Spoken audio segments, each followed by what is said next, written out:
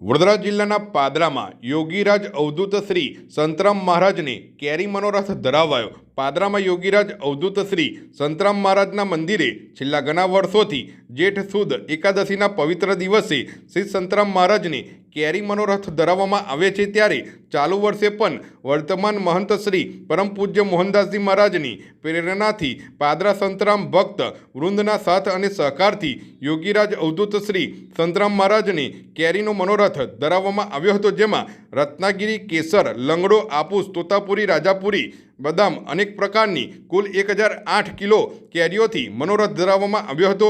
આ સમયે શ્રી સંતરામ સખી ભજન મંડળ દ્વારા ભજનની રમઝટ બોલાવવામાં આવી હતી। પાદરા નગરના ભક્તો દર્શનાર્થે મોટી સંખ્યામાં ઉમટ્યા હતા અને કેરી મનોરથના દર્શન કરી ધન્યતા અનુભવી હતી। તેમજ વર્તમાન મહંત શ્રી પરમ પૂજ્ય મોહનદાસજી મહારાજે સર્વે ભક્તોને યોગીરાજ અવધૂત શ્રી સંતરામ મહારાજના દરેક ભક્તોને શુભાશીષ મળતા રહે તેવા આશીર્વાદ આપ્યા હતા।